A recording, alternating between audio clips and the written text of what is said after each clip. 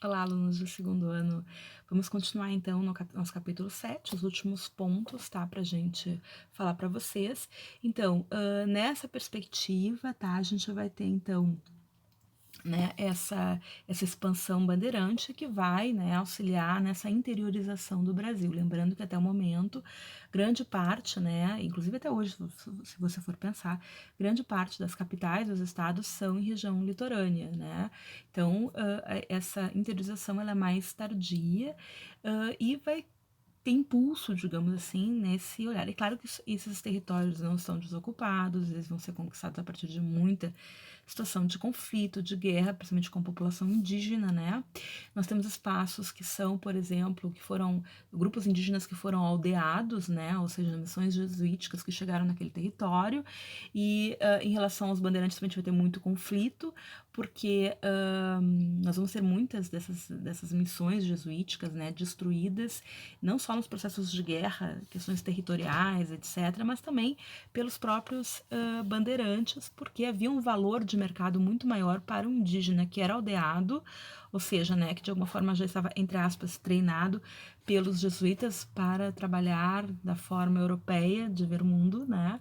Então, eles eram mais, entre aspas, submetidos, né, e já tinham esse conhecimento e por isso o valor no mercado era muito mais alto, tá? Então, a gente vai ter essa situação, né, essas bandeiras, né, que vão ocupar várias situações, vários espaços, e, por exemplo, a gente vai ter, claro, como eu disse para vocês, muitos conflitos, né, por exemplo, na região do Ceará, nós vamos ter a chamada Guerra dos Bárbaros, né, quase não se fala sobre isso, mas já vi essa questão de vestibular, por exemplo, que vai ser o conflito exatamente entre grupos mercenários desses bandeirantes contra algumas populações indígenas, como os Cariri, por exemplo, né? E que vão fazer uma grande intervenção, né? Uma grande resistência até de fato serem praticamente eliminados, tá? Mais tarde, então, vai ser encontrado o ouro. A gente vai falar do ciclo do ouro mais para frente para vocês, tá? Mas vai ser encontrado na região das Minas Gerais por esses bandeirantes. E no momento que se ouve falar que se encontra o ouro, vai vir um enxame de pessoas. Tem uma minissérie que passou há muito tempo atrás na Rede Globo, que retrata bem essa situação que eu tô falando pra vocês. Se vocês quiserem achar, para baixar, ela é meio xaropenta, assim, mas é interessante para a gente ter uma noção dessa diversidade, dessas situações, enfim, tá? Ela se chama A Muralha, tá? Então tem vários atores famosos e pela primeira vez Tarcísio Meira atuando bem, né? Então realmente uma minissérie diferentona, assim. Mas enfim, ela é interessante para vocês verem isso e ela retrata exatamente o momento em que se encontra ouro, né? E vai vir um enxame de gente e vai ter uma guerra, né? Que vai ser chamada Guerra dos Emboabas, né? Um conflito ali entre esses paulistas que chegaram lá e que todos os outros, que eram pessoas, enfim, de outras províncias, que eram estrangeiros, que eram, enfim, e que eram chamados de emboabas, que era uma ideia de forasteiro, enfim, né? E aí os paulistas acabam perdendo e tendo que ir para outros espaços e vão encontrar ouro em outros lugares, como Goiás, Mato Grosso, vão encontrar em outros espaços, certo? Então, também isso é bem importante. Nós vamos ter vários conflitos aí durante esse período colonial, a gente vai falar quando falar também de ciclo do ouro, mas são conflitos que são diferentes, tá? A gente não tem ainda nesse momento nenhuma ideia de guerra de independência, não se tem uma ideia ainda de um país. Isso vai demorar muito tempo. Na verdade, uma ideia de Brasil, país, território, etc., ela vai se consolidar durante lá o Segundo Império, ou seja, só o século XIX, tá? Mas a gente vai ter alguns conflitos que são, como por exemplo a Guerra dos Emboabas, que é um conflito exatamente por uma disputa da região onde foi encontrado o ouro inicialmente, que é a região de Minas Gerais, ali onde depois vai se desenvolver a cidade de Vila Rica, que hoje em dia é chamada de Ouro Preto, a cidade de Mariana, que sobrou dela depois, né, do crime ambiental que ocorreu há alguns anos atrás, e também a região de Sabará, que é uma das mais antigas, digamos, de ocupação da região onde hoje é Minas Gerais, certo?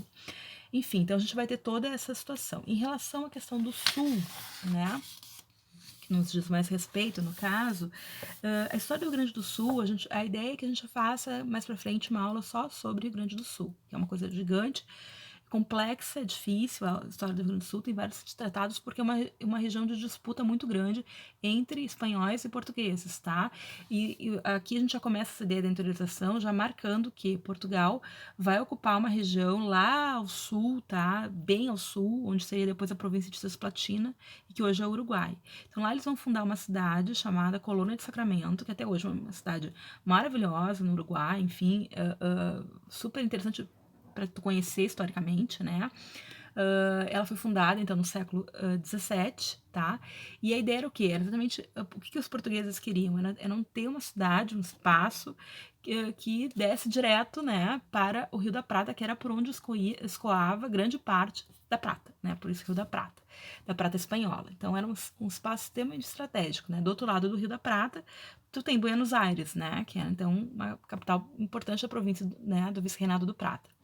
Bom, nessa perspectiva, eles mantiveram ali, né, uma cidade, só que era uma ilha com espanhóis por todos os lados. Então, o conflito ele vai ser gigantesco, né, e vai ser um troca-troca para lá e para cá, né, de doação de uma parte do que seria de Portugal para a Espanha, a parte daquilo que seria da Espanha para Portugal, e aí no meio entra, né, nosso território, como por exemplo a região das Sete Povos das Missões, vai ser uma grande moeda de troca pela Colônia do Sacramento, que tinha, digamos assim, essa situação de estar ilhada, e era uma situação de interesse também da coroa espanhola tomar aquele espaço, que era muito mais culturalmente, né, e territorialmente associado à ocupação espanhola do que portuguesa. Mas, enfim, o fato é que aquela região, então, quando Portugal funda aquele espaço, os portugueses vão tentar estimular que outros territórios ali no entorno sejam ocupados, exatamente para dar suporte, para dar um reforço para esse grupo.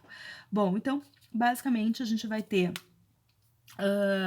esse espaço, né, além de ser uma questão estratégica, tu tem uma série de campos, né, os chamados Pampas do Sul, onde vai ser ideal exatamente para a função de criação de gado, né? Então a gente vai ter o gado, que já era também utilizado pelos jesuítas, né? Então com a destruição de várias missões também no território, naquele território, tu vai ter vários gados soltos que depois vão ser apresados, né?